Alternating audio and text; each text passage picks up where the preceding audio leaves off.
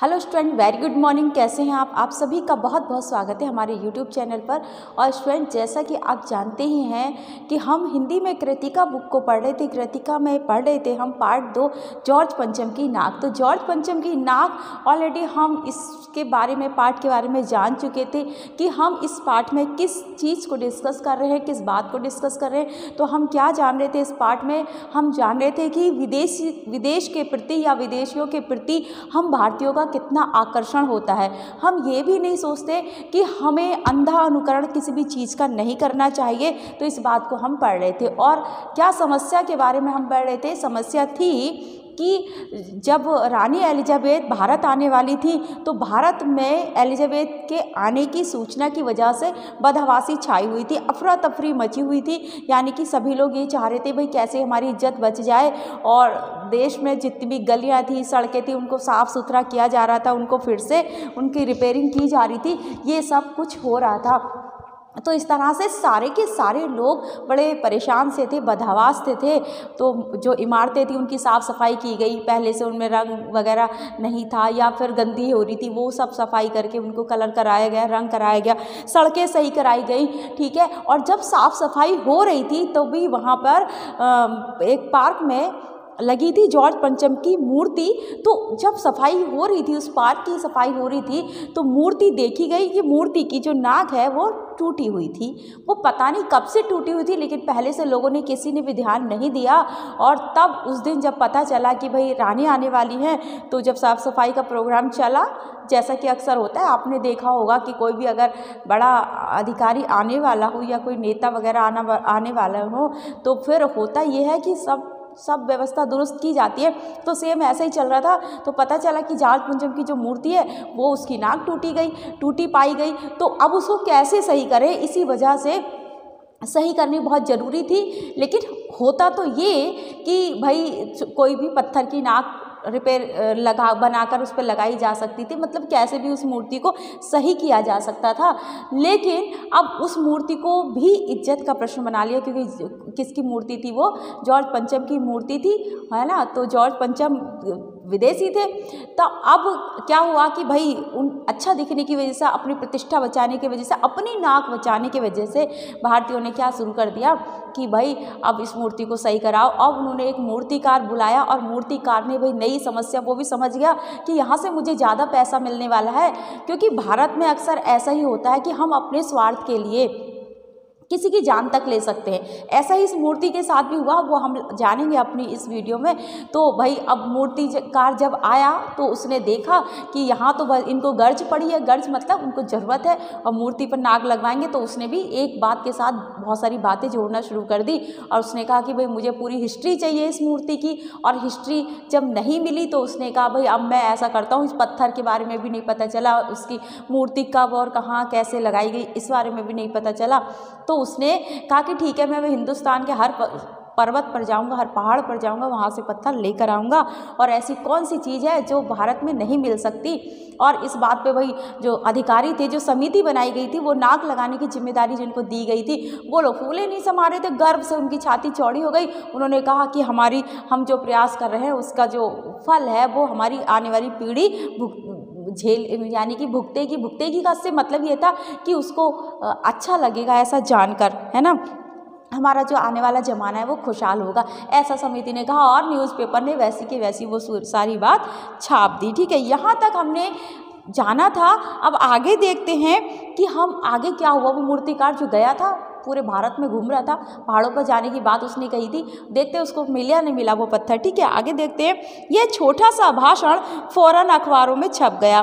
मूर्तिकार हिंदुस्तान के पहाड़ी प्रदेशों और पत्थरों की खानों के दौरों पर निकल गया। पत्थर की जितनी भी खान थी और पहाड़ थे जितने, सब पर वो गया। कुछ दिन बाद हताश लौटा। अब हुआ क्या, कुछ दिन बाद वो वापस लौट आया, सब जगह घूम के पूरे भारत में, और हताश लौट आया। उसके चेहरे पर लानत बरस रही थी। अब उसके चेहरे पर लानत बरस रही थी मतलब बड़ा शर्मिंदा था वो कि उससे तो पत्थर ही नहीं मिल पाया वैसा। उसने सिर लटकाकर खबर दी, हिंदुस्तान का चप्पा चप्पा खोद डाला पर इस किस्म का पत्थर कहीं नहीं मिला। यह पत्थर विदेशी है। उसने कहा ये पत्थर तो विदेशी है। अब आप समझ रहे, देखो हिंदुस्तान इतना महान है, विदेशियों को या विदेशी किसी भी कल्चर को एक्सेप्ट करता ही नहीं है। यहाँ पर आप ऐसे भी समझ सकते हैं अब मूर्तिकार ने ऐसा कहा कि भाई ये तो पत्थर तो विदेशी है। सभापति ने तैश में आकर कहा, लानत है आपकी अक्ल पर, विदेशों की सारी चीज़ें हम अपना चुके हैं। क्या कहा सभापति ने? उस समिति जो बनाई थी उस सभापति ने कहा कि लानत है आपकी अक्ल पर, विदेशों की हर चीज़ तो हम अपना चुके हैं। तो दिल, दिमाग और तौर तरीके, रहन सहन सब हिंदुस्तान में बाल डांस तक मिल जाता है, तो पत्थर क्यों नहीं मिल सकता? अब उन्होंने कहा कि हम विदेशों की हर चीज़ अपना चुके हैं, यानी कि सारा कल्चर तो हम विदेशी फॉलो करते हैं, हिंदुस्तानी तो हम है ही नहीं, है ना। हमने तो सारी चीज़ें विदेश की फॉलो कर ली, तो जब हमारे यहाँ विदेश का सारा कल्चर मिल सकता है तो भला बताओ, है ना, पत्थर क्यों नहीं मिल सकता? दिल, दिमाग से भी हम हिंदुस्तान की तरह नहीं सोचते, विदेशों की तरह सोचते हैं। दिल से भी हम ऐसे हो गए, बड़े मॉडर्न दिखाते हैं हम अपने आप को, हमारे रहन सहन तौर तरीके सब कैसे हो गए, विदेशी हो गए हैं। जब हिंदुस्तान में बाल डांस तक मिल जाता है तो पत्थर क्यों नहीं मिल सकते, है ना। और जो डांस की प्रथा है, जैसा बाल डांस होता है, वो सब कुछ तो हम फॉलो कर रहे हैं यहाँ पर हिंदुस्तान में। हिंदुस्तानी होकर हम जो पाश्चात्य सभ्यता है उसको फॉलो कर रहे हैं, उसको अपना लिया हमने, तो भला ऐसी कौन सी चीज़ है जो हिंदुस्तान में नहीं मिलेगी? मूर्तिकार चुप खड़ा था। सहसा उसकी आंखों में चमक आ गई। उसने कहा, एक बात मैं कहना चाहूँगा, लेकिन इस शर्त पर कि यह बात अखबार वालों तक ना पहुँचे। अब मूर्तिकार भी सयाना था, है ना, बहुत ज़्यादा वो भी स्वार्थी था ही, हर कोई होता है जिस तरह से, लेकिन कुछ लोग ज़रूरत से ज़्यादा ही होते हैं। तो उसने कहा कि भाई मैं एक बात बताना चाह रहा हूँ, अब आप ऐसा करो कि अखबारों में ना छपे ये खबर, वरना तो भारत पे भूचाल आ जाएगा। सभापति की आंखों में भी चमक आई। चपरासी को हुक्म दिया और कमरे के सब दरवाजे बंद कर लिए गए। अब उन्होंने कहा, भी जो चपरासी वगैरह उस कमरे में था जहाँ पे वो सभा बैठी थी, वो लोग बैठे थे समिति के सदस्य, उन्होंने कहा सब लोग जाओ बाहर। तब मूर्तिकार ने कहा, देश में अपने नेताओं की मूर्तियाँ भी हैं, अगर इजाज़त हो और आप लोग ठीक समझे तो मेरा मतलब है, तो जिसकी नाक इस पर ठीक बैठे में उसे उतार लाया जाए। क्या कहा, सजेशन दिया मूर्तिकार ने। कहा, हमारे देश में इतनी सारी स्टैचू लगे पड़े, इतनी मूर्ति लगी पड़ी, जगह जगह नेताओं की मूर्ति लगी पड़ी है ना। अगर आप चाहे, आप इजाज़त दें तो मैं किसी भी नेता की उस नाक को वहाँ से मूर्ति से तोड़ कर ले आऊँगा और इस पर लगा दूंगा, इस स्टैचू पर लगा दूंगा। समझ रहे? नाक का मतलब यहाँ प्रतिष्ठा से है। क्या कोई विदेशी हमारे देश के किसी भी जो हमारे जो मूर्तियाँ लगी हुई हैं, जो हमारे स्वतंत्रता सेनानी है या जो भी है हमारे प्रतिष्ठित लोग, उनकी बराबरी कर सकते हैं? कभी नहीं कर सकते, और हमें ऐसा करना भी नहीं चाहिए। लेकिन यहाँ पर देखिए हमारे देश में क्या होता है, उसी व्यवस्था पर प्रश्न उठाया है लेखक ने। सबने सबकी तरफ देखा। अब सबने सबकी तरफ देखा, सब एक दूसरे की तरफ देखने लगे। सबने सबकी तरफ देखा से मतलब कि सब एक दूसरे की तरफ देखने लगे। सबकी आंखों में एक क्षण की बदहवासी के बाद खुशी तैरने लगी, और सबने एक दूसरे की आंखों में देखा और आंखों ही आंखों में उन्होंने इशारे भी किए, और एक क्षण बदहवास हुए कि अपने नेताओं की मूर्ति तोड़ देंगे तो भाई उस पर से नाक ले आएंगे तो बड़ा गलत हो जाएगा। लेकिन सबके सब स्वार्थी, यानी कि यहाँ पर देश में जो व्यवस्था है ना, सब खाना पूर्ति के लिए होती है। कोई भी अपने कर्तव्य को समझकर उस काम को नहीं करता, ईमानदारी से नहीं करता। ऐसी बात को इस पाठ में लेखक ने उठाया है। और उसके बाद सब खुश हो गए, उनको कोई आपत्ति नहीं थी कि हमारे देश में जो भी स्टैचू लगे, जो भी मूर्तियाँ लगी हैं, वो हमारे सम्मानीय लोगों की हैं, तो हमें उनकी प्रतिष्ठा को धूमिल नहीं करना। वो उनकी नाक, यानी कि अपने स्वार्थ के लिए, अपने आप को महान दिखाने के लिए हमारे देश के लोग कुछ भी कर सकते हैं। तो उनकी नाक तोड़नी थी उनको, और वहाँ पर उस विदेशी पर लगानी थी, तो वो भी उनको मंजूर हो गया। सभापति ने धीमे से कहा, लेकिन बड़ी होशियारी से। अब क्या कहा सभापति ने? हाँ ठीक है, तोड़ लो, कर लो, और बड़ी होशियारी से करना, किसी को पता ना चले, ठीक है। अब देखते हैं। और मूर्तिकार फिर देश के दौरे पर निकल पड़ा। मूर्तिकार फिर देश में, पूरे देश में घूमने लगा, उस देश के दौरे पर निकल पड़ा। जॉर्ज पंचम की खोई हुई नाक का नाप उसके पास था। उसने पहले ही जॉर्ज पंचम की जो नाक टूटी हुई थी, खो गई थी, उसका नाक का नाप उसने पहले ही ले रखा था। अब वो पूरे देश में घूमता रहा, जो हमारे सम्मानीय लोगों की जो स्टैचू, जो मूर्ति लगी, उन सबको नापता रहा, उनकी नाक को नापता रहा कि कौन सी नाक फिट आएगी। अब देखते आगे क्या हुआ। दादा भाई नौरोजी, ठीक है, और क्या था, नाप उसके पास था। दिल्ली से वह मुंबई पहुंचा। दादा भाई नौरोजी, गोखले, तिलक, शिवाजी कावसाजी, जहांगीर सबकी नाकें उसने टटोली, नापी और गुजरात की ओर भागा। अब उसने दिल्ली से मुंबई में जितने भी लगी थी, दादा भाई नौरोजी की, गोखले की, है ना, गोपाल कृष्ण गोखले उनका पूरा नाम है, तिलक की, शिवाजी, सब जितनी भी महान लोगों की नाक लगी थी सबको नाप डाला। वहाँ उनको दिल्ली से मुंबई तक तो कोई नाक मिली नहीं। अब उसके बाद वो गुजरात की ओर भागा। अब गुजरात से किसका संबंध था आपको पता है ना, गांधी का, है ना, गांधी जी का संबंध था। और किसका था देखिए, और जो हैं सरदार वल्लभ भाई पटेल, उनका भी था ना। आगे देखते हैं। और गांधी जी सरदार पटेल, विट्ठल भाई, महादेव देसाई की मूर्तियों को परखा और बंगाल की ओर चला। अब वहाँ पर भी नहीं मिला, गुजरात में भी कोई मूर्ति की नाक उस विदेशी से, क्योंकि हमारे देश के लोग इतने महान, कहाँ उस विदेशी से तुलना करने बैठे, लेकिन स्वार्थ में हमारे भारतीय ऐसा करते हैं, ठीक है। और चला गुरुदेव बंगाल की ओर। अब वहाँ भी दिल्ली से मुंबई नहीं मिली, गुजरात में नहीं मिली, अब वो चला बंगाल की ओर। रविन्द्रनाथ, बंगाल से कौन बिलोंग करते हैं देखो, गुरुदेव रविन्द्रनाथ टैगोर, गुरुदेव रविन्द्रनाथ, सुभाष चंद्र बोस, राजा राममोहन राय आदि को भी देखा, नाप जोक की और बिहार की तरफ भागा। बंगाल में कोई नहीं मिला, देखो रविन्द्रनाथ टैगोर की नाक फिट नहीं बैठी और सुभाष चंद्र बोस की नहीं बैठी, राजा राममोहन राय की, सब महान है उनसे, है ना। और हमारे देश की जो अब वाली पीढ़ी है ना, स्वार्थ में इतने अंधे हो गए कि उस स्टैचू से उस विदेशी की तुलना, विदेशी की नाक लगाने चले, विदेशी की स्टैचू पे, मूर्ति पर हमारे देश के मूर्तिकारों की नाक लगाने चले थे, सॉरी हमारे स्वतंत्रता सेनानियों की महान हस्तियों की नाक लगाने चले थे, एक भी फिट नहीं बैठ रही थी देखो। उसके बाद वो बिहार भागता है, उन्होंने सोचा चलो दिल्ली, मुंबई, गुजरात, बंगाल में नहीं मिली, बिहार में मिलेगी। देखते बिहार में क्या हुआ। बिहार होता हुआ उत्तर प्रदेश की ओर लौटा, है ना। अब उसने बिहार में भी नापा तोला, जहाँ जो भी बिहार से जो भी महान लोग थे उनकी मूर्तियाँ लगी हुई थी, उनको नापा तोला, वहाँ पर भी उसको कुछ नहीं मिला। अब हुआ उत्तर प्रदेश की ओर आया, हमारे प्रदेश की ओर आया। चंद्रशेखर आज़ाद, हमारे उत्तर प्रदेश से कौन कौन बिलोंग करते देखो, चंद्रशेखर आज़ाद, बिस्मिल्ला, मोतीलाल नेहरू, मदन मोहन मालवीय, लाटों की, इन सब की लाटों के पास वो गया। घबराहट में मद्रास भी पहुंचा, मद्रास भी चला गया। उत्तर प्रदेश में भी नहीं मिली, कहीं नहीं मिली, पूरी इंडिया में, पूरे भारत में हमारे कहीं नहीं मिली उसको ना। घबराहट में फिर वो जब उसे इतने सारे प्रदेशों में नहीं मिली, राज्यों में नहीं मिली, उसके बाद वो मद्रास पहुंचा। मद्रास में सत्यमूर्ति को भी देखा और मैसूर, केरल आदि सभी प्रदेशों का दौरा करता हुआ पंजाब पहुंचा। पंजाब में लाला लाजपत राय, पंजाब से लाला लाजपत राय, आपने सुना होगा ना कि जो स्वतंत्रता, हमारा देश स्वतंत्र हुआ उसमें उन सबका बहुत बड़ा योगदान था। लाला लाजपत राय वही हैं जिन्होंने जलियांवाला बाग हत्याकांड के समय अपनी बहादुरी दिखाई थी। और भगत सिंह की लाटों से भी सामना हुआ, भगत सिंह की लाट के पास भी वो गए।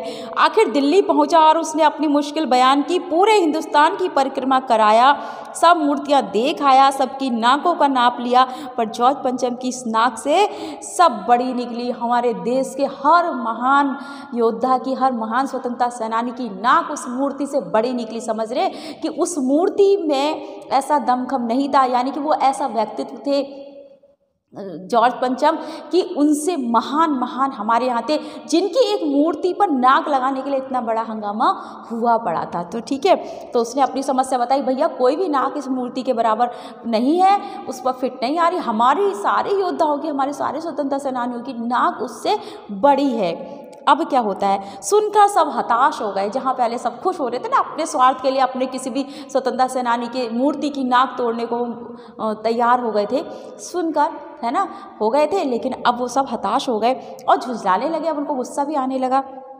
मूर्तिकार ने ढांढस बंधाते हुए आगे कहा, सुना है कि बिहार सेक्रेटेरिएट के सामने सन 42 में शहीद होने वाले बच्चों की मूर्ति स्थापित है। अब उन्होंने कहा कि उसके बाद, है ना, अब मूर्तिकार फिर उनको समझाने लगा कि अरे अरे हिम्मत मत खोइए, अभी मैं और प्रयास करूंगा, अभी ऐसा नहीं है कि मैं नहीं लगा पाऊंगा। ऐसा कहते हैं ना, अक्सर लोग कह देते हैं ऐसा, जो भी जिसको कुछ भी पता होगा, हुनर होगा जिसके पास। तो उसने कहा कि जो बिहार सेक्रेटेरिएट है उसके सामने सन 42 में शहीद होने वाले जो बच्चे हैं उनकी मूर्तियां लगी हुई हैं। अब देखो, शहीद हुए थे ना बच्चे, शहीद क्यों हुए होंगे? शहीद उसी को तो कहा जाता है, मरते तो हर कोई है, हर कोई मरता है, बहुत लोग मरते हैं, लेकिन शहीद उसको कहा जाता है जो देश के किसी काम आए, जिसने कुछ ऐसा किया हो महान काम। अब कुछ बच्चों ने सन 1942 में ऐसा काम किया था कि वो शहीद में, उस शहीद की श्रेणी में वो आए तो उनकी मूर्ति जो लगी हुई थी, उसने कहा कि मैं देख लेता हूँ, चलो जो योद्धा है उनकी मूर्ति लगी हुई है, स्वतंत्रता सेनानियों की मूर्ति लगी हुई है, वो नाकें बड़ी थी, तो चलो बच्चों की ट्राई कर लेता हूँ मैं,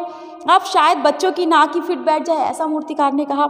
यह सोचकर वहाँ भी पहुँचा, पर उन बच्चों की नाकें भी इससे कहीं बड़ी थी, है ना।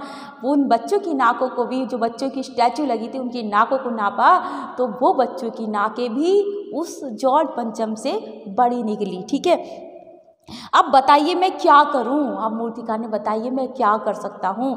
वो बच्चों की मूर्ति जो लगी हुई है, जो स्टैचू लगे हुए हैं, उनके स्मारक बने हुए हैं, वो भी नाक उस मूर्ति पर फिट नहीं आ रही, बच्चों की नाक तक बड़ी। अब आप समझ सकते हैं यहाँ पर लेखक ने ये दर्शाने की कोशिश की है कि देखिए हमारे देश का बच्चा भी इतने महान काम कर सकता है, इतना महान है। विदेशी हमारे आगे बिल्कुल नहीं टिक सकते, लेकिन फिर भी हमने अपने मन से, अपने रहन सहन से, अपने विचारों से, अपने दिल दिमाग से हमने विदेशी कल्चर अपनाया हुआ है, जबकि हमारे भारत इतना महान है। हमें अपनी संस्कृति पर गर्व करना चाहिए और अपनी संस्कृति को ही फॉलो करना चाहिए, ना कि विदेशी संस्कृति को। ठीक है, अब मूर्तिकार हताश हो गया, क्या करे, कैसे लगाए भाई नाक, तो वो हताश हो गया। उसने कहा मैं क्या करूं।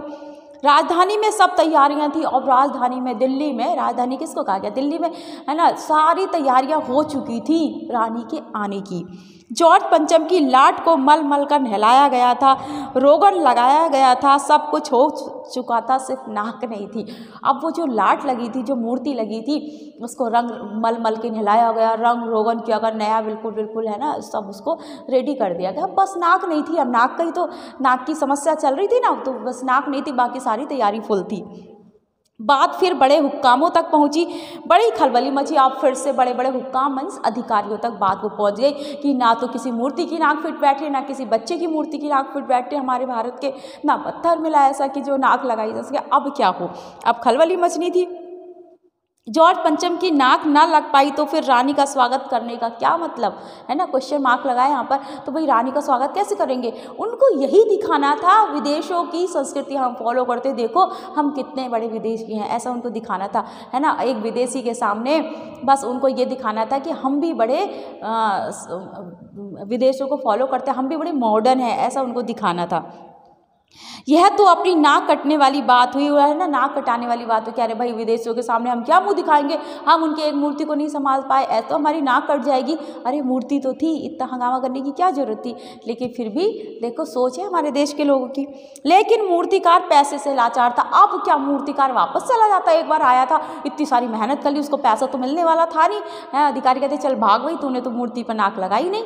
लेकिन अब वो पैसे से लाचार था, उनने कहा पैसा तो मैं लेके जाऊंगा, भरपूर लेकर जाऊंगा। अब वो करते हैं ना बहुत से, वो चाहता तो लगा सकता था, पर उसने भी समझ लिया था कि इस देश में तो ऐसे ही काम चलता है, तो फिर ऐसा ही किया। यानी हार मानने वाला कलाकार, है ना, मानने वाला कलाकार वो नहीं था। उसने कहा नहीं, हार नहीं मानूंगा, लगा कर तो मैं छोड़ूंगा नाक। एक हैरत अंगेज ख्याल उसके दिमाग में कौंधा और उसने पहली शर्त दोहराई। ठीक है, एक और विचार उसके दिमाग में कौंधा, एकदम से विचार आया कि ऐसा करता हूँ, है ना। और उसने फिर से पहली शर्त दोहराई। पहली शर्त कौन सी थी कि सबको मैं अकेले में अब बात बताऊंगा जो मुझे आइडिया आया है, और ये बात न्यूज़पेपर में नहीं छपनी चाहिए वरना देश में हंगामा हो जाएगा। तो भाई उसने फिर से वो पहली वाली शर्त दोहरा दी। ठीक है, कौन सी शर्त थी कि भाई अखबारों में ये बात ना छुपे और ये बात सीक्रेट थी, वो कहीं ना जाए, बाहर ना निकले। जिस कमरे में कमेटी बैठी हुई थी उसके दरवाजे फिर बंद हुए और मूर्तिकार ने अपनी नई योजना पेश की। अब जिस कमरे में सब लोग बैठे थे, वो समिति बैठी थी जिसको नाक लगाने, जो भी लोग होंगे उसमें वो सारे लोग बैठे थे जिसको नाक लगाने की जिम्मेदारी सौंपी गई थी, उसके दरवाजे बंद कर दिए गए, है ना। और जितने भी चपरासी वगैरह जो भी थे वहाँ पे फालतू के लोग, उनको भेज दिया गया बाहर, और इसलिए कि बात कहीं बाहर ना जाए, न्यूज़पेपर में भी ना छपे, किसी को ना पता चले। अब तब उसने अपना विचार रखा कि ऐसा करते हैं। ठीक है, चूँकि नाक लगना एकदम जरूरी है, इसलिए मेरी राय है कि 40 करोड़ में से कोई एक जिंदा नाक काट कर लगा दी जाए। उसने क्या राय दी, उसने कहा कि भारत में 40 करोड़ लोग हैं तो नाक लगनी तो ज़रूरी है, क्योंकि अगर मूर्ति पर नाक नहीं लगेगी तो हमारी तो इंसल्ट हो जाएगी, हमारी बेइज्जती हो जाएगी। ठीक है, अपनी प्रतिष्ठा बचाने के लिए अपनी नाक बचाने, नाक का मतलब सम्मान से है, इज्जत से, बचाने के लिए मूर्ति पर नाक लगनी जरूरी है। तो ऐसा करते हैं, कोई तो नाक बैठ नहीं रही, कोई पत्थर की नहीं लग पा रही है। आप 40 करोड़ में से किसी एक की नाक कटवा दीजिए, उसको मरवा दीजिए किसी जिंदे मनुष्य को, और उसकी नाक काटकर मूर्ति पर लगा देंगे। ऐसा उसने मशवरा दिया था, उसने ऐसी राय दी थी मूर्तिकार ने। ठीक है, बात के साथ ही सन्नाटा छा गया। अब जैसे ये बात मूर्तिकार ने की और पूरे मीटिंग हॉल में सन्नाटा छा गया। कुछ मिनटों की खामोशी के बाद सभापति ने सबकी तरफ देखा। सबको परेशान देखकर मूर्तिकार कुछ अचकचाया और धीरे से बोला, है ना, अचकचाया मतलब थोड़ा सा बौखला सा गया था, है ना, अचकचा गया था, भौचक्का रह गया वो एक तरह से, और धीरे से बोला, आप लोग क्यों घबराते हैं? कह रहा क्यों घबराते हैं आप लोग? यह काम मेरे ऊपर छोड़ दीजिए, नाक चुनना मेरा काम है, आपको सिर्फ इजाज़त चाहिए है, आपकी तो सिर्फ इजाज़त चाहिए। उसने कहा कि आप मेरे ऊपर छोड़ दो, मैं किसको मारूंगा, किसकी नाक लगाऊंगा, क्या करूंगा, आप सब कुछ मेरे ऊपर छोड़ दो, बस आप हाँ कह दो, इजाज़त दे दो, बाकी मेरा काम है। कानाफूसी हुई और मूर्तिकार को इजाज़त दे दी गई। कानाफूसी हुई यानी कि भाई आपस में मशवरा हुआ, कानाफूसी, धीरे धीरे उन्होंने अपना वो किया और योजना बनाई और सहमति दी एक दूसरे की, और उसके बाद उसको सहमति दे दी गई। अखबारों में सिर्फ इतना छपा कि नाक का मसला हल हो गया है और राजपथ पर इंडिया गेट के पास वाली जॉर्ज पंचेप की लाट के नाक लग रही है, बस इतना ही छपा। कैसे लग रही है, क्यों लग रही है, कब लगेगी, कौन सी लगेगी, ये नहीं छपा। नाक लगने से पहले फिर हथियारबंद पहरेदारों की तैनाती हुई। अब वहाँ पर हथियारबंद पहरेदार, है ना, लगा दिए गए। हथियारबंद यानी कि गार्ड लगा दिए गए, बंदूक लेकर। इस तरह से मूर्ति के आसपास का तालाब सुखाकर साफ किया गया, उसकी रवाब निकाली गई और उस तालाब के आसपास मूर्ति के जो पार्क था वहाँ पे तालाब था, उसको सब, उसकी जो गंदगी थी, जो उसकी कीचड़ विचड़ थी, वो सब साफ करके अच्छा पानी डाला गया, उसमें ताज़ा पानी डाला गया, ताकि जो जिंदा नाक लगाई जाने वाली थी वह सूखने ना पाए, उसको नमी मिलती रहे, नाक सूखे ना। वरना किसी की डेड बॉडी की अगर ओरिजिनल नाक हम काट कर उस पर लगा दी जाए 1-2 दिन बाद तो सूख जाएगी, है ना, तो इसलिए सूखने ना पाए। इस बात की खबर जनता को नहीं थी और जनता को कुछ नहीं पता था कि क्या हो रहा है, अधिकारी क्या कर रहे हैं।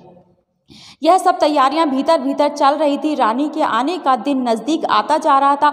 मूर्तिकार खुद अपने बताए हल से परेशान था। मूर्तिकार भी परेशान था। मैंने कह तो दिया कि भाई जिंदा आदमी की 40 करोड़ में से किसी को मार देते, उसकी नाक लगा देते। खुद भी परेशान था, अब क्या करे, है ना। जिंदा नाक लगने के लिए उसने कमेटी वालों से कुछ और मदद मांगी। अब उसने नाक लाने के लिए कुछ और मदद मांगी, वह उसे दी गई, लेकिन इस हिदायत के साथ कि एक खास दिन हालत में नाक लग जानी चाहिए। उसने कहा ठीक है, एक खास दिन जो जिस दिन आने वाली है उस दिन हर हाल में नाक चाहिए हमें। ठीक है, तुम्हें जो करना है सो करो। सब इजाज़त देते गए उसको अधिकारी। और वह दिन आया, कौन सा दिन? रानी एलिजाबेथ के आने का। जॉर्ज पंचम के नाक लग गई। सब अखबारों में खबर छपी कि जॉर्ज पंचम के जिंदा नाक लगाई गई है, यानी ऐसी नाक जो कतई पत्थर की नहीं लगी। न्यूज़पेपर में बस इतना छपा, सच नहीं छपता न्यूज़पेपर में, आपको समझ में आ गया होगा अब, है ना।